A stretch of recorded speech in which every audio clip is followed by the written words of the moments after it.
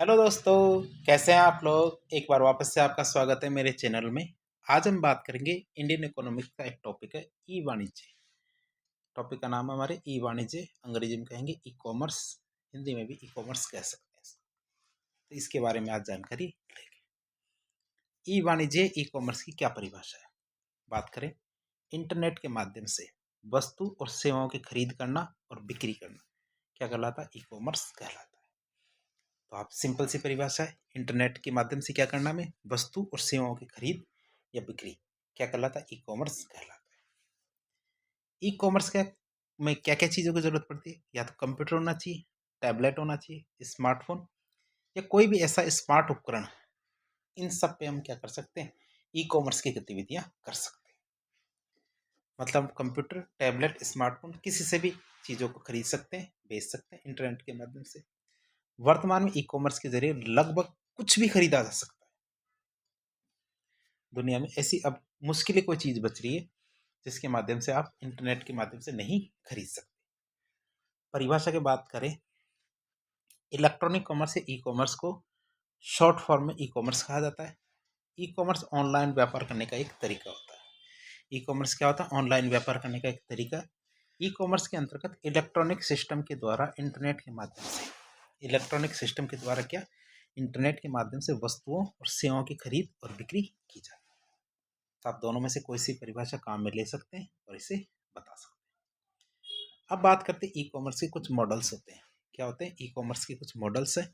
जैसे पहला business to business अर्थात B2B model, business to consumer B2C model. इसमें पहला अक्षर इसमें पकड़ लिया जाता है। जैसे business to government B2G model, consumer to business C2B model, consumer to consumer C2C, consumer to government C2G, government to business G2B, government to consumer G2C और गवर्नमेंट टू गवर्नमेंट G2G। तो हमारे कुछ मॉडल्स हैं, तो हम इनके बारे में एक एक करके बात करें। इन मॉडलों के बारे में पहला मॉडल आता है बिजनेस टू बिजनेस, जिसे B2B मॉडल भी कहते हैं। ई कॉमर्स का जो B2B मॉडल है, इसमें लेन देन क्या, दो कंपनियों के बीच में होता है।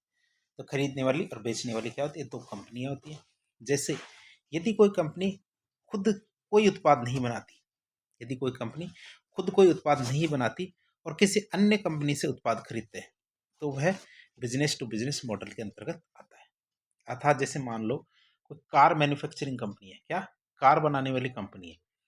अब कार बनाने वाली कंपनी क्या करती है, टायर का निर्माण नहीं करती है, तो वह टायर बनाने वाली कंपनी से टायर खरीदती है और अपनी कार के अंदर लगा के और कार को बेचती है।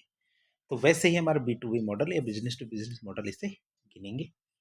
कि जैसे हमारे अलीबाबा, अमेजन, इंडिया मार्ट, ये सब क्या करते हैं, कई बार दुकानदारों को भी बेचते हैं। अपना सामान किन को बेचते हैं, कई बार दुकानदारों को बेचते हैं। तो ये सब इसके अंदर आएगा। फिर आता है बिजनेस टू कंज्यूमर मॉडल या फिर B2C model.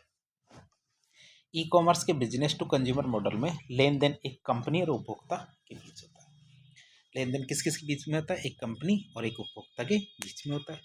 Business to business model e commerce का एक सर्वाधिक प्रचलित स्वरूप है। जैसे हमारे फ्लिपकार्ट, अमेजन, इनसे उपभोक्ता सीधे जाता है और चीज़ें खरीद लेता है। या फिर नेटफ्लिक्स और हॉटस्टार से हमारी सेवाएं लेता है, जैसे सब्सक्रिप्शन कराया और मूवियाँ देखी। तो ये हमारे बिजनेस टू कंज्यूमर मॉडल होगा। अगला हमारा मॉडल आता है बिजनेस टू गवर्नमेंट मॉडल। कौन सा मॉडल है, बिजनेस टू गवर्नमेंट मॉडल। तो ई कॉमर्स के बिजनेस टू गवर्नमेंट मॉडल या B2G मॉडल में लेन देन कंपनी और सार्वजनिक प्रशासन या सरकार के बीच में ऑनलाइन होता है। बिजनेस टू गवर्नमेंट मॉडल में जैसे हमारे वित्त, कानूनी दस्तावेज, रजिस्ट्रार, सामाजिक सुरक्षा, रोजगार, इनसे संबंधित बहुत सारे कार्य किए जाते हैं। किससे, बिजनेस टू गवर्नमेंट मॉडल। फिर आता हमारा कंज्यूमर टू बिजनेस मॉडल। क्या, कंज्यूमर टू बिजनेस मॉडल की बात करें तो इस मॉडल में बिजनेस टू कंज्यूमर मॉडल के विपरीत होता है। क्या, कंज्यूमर टू बिजनेस मॉडल में लेन देन व्यक्ति और व्यवसाय के बीच होता है। जैसे एक कंपनी अपनी वेबसाइट बनवाने के लिए या काम करवाने के लिए ऑनलाइन किसी व्यक्ति को ऑर्डर देती है और उसी व्यक्ति के द्वारा सही कीमत पर वेबसाइट बनाना यह काम किया जाता है। तो ये कंज्यूमर टू बिजनेस मॉडल कहलाएगा। क्या, कंज्यूमर टू बिजनेस मॉडल कहलाएगा। फिर आता कंज्यूमर टू कंज्यूमर मॉडल। अगला मॉडल कौन सा हमारा, कंज्यूमर टू कंज्यूमर। तो ई कॉमर्स का कंज्यूमर टू कंज्यूमर मॉडल में लेन देन दो उपभोक्ताओं या व्यक्तियों के बीच में होता है। जैसे हमारा क्विकर ईबे, ओएलएक्स जैसी वेबसाइट है। ये क्या करती है, एक व्यक्ति को दूसरे व्यक्ति से जोड़ देती है, जिसमें एक उपभोक्ता दूसरे उपभोक्ता को उत्पाद या सेवाएं बेचता है। फिर आती है हमारे कंज्यूमर टू गवर्नमेंट मॉडल। क्या कंज्यूमर टू गवर्नमेंट मॉडल, इस मॉडल में क्या उपभोक्ता और सरकार के बीच में किए गए सभी इलेक्ट्रॉनिक लेन देन शामिल होते हैं। फिर आता है गवर्नमेंट टू बिजनेस मॉडल।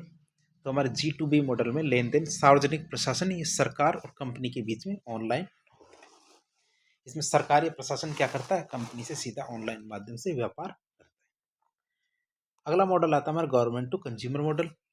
तो हमारे G2C मॉडल में सरकार और उपभोक्ता के बीच में किए गए सभी इलेक्ट्रॉनिक लेन देन शामिल होते हैं। इसमें क्या होते हैं, सारे सारे इलेक्ट्रॉनिक लेन देन शामिल होते हैं, जैसे करों का भुगतान करना, स्वास्थ्य सेवाओं का भुगतान करना, हमारे दूरस्थ शिक्षा प्राप्त करना। तो ये सब हमारे गवर्नमेंट टू कंज्यूमर मॉडल है। नवा मॉडल आता है हमारा गवर्नमेंट टू गवर्नमेंट मॉडल, अर्थात G2G मॉडल। इसमें लेन देन सरकार से सरकार के बीच में होता है, जैसे केंद्र सरकार और राज्य सरकार के बीच कोई लेन देन, एक सरकारी कंपनी दूसरी सरकारी कंपनी से कोई लेन देन करती है, तो हमारे G2G मॉडल कहलाएगा। अब भारत में बात करें तो भारत में ई कॉमर्स की बात करते हैं या ई वाणिज्य की बात करें तो भारत में क्या है, भारत में 3 प्रकार के ई कॉमर्स व्यवसाय अर्थात 3 तरह से ई कॉमर्स के व्यवसाय कार्य करते हैं। पहला ई कॉमर्स का इन्वेंट्री आधारित मॉडल, दूसरा ई कॉमर्स का मार्केट प्लेस आधारित मॉडल और तीसरा ई कॉमर्स का हाइब्रिड मॉडल।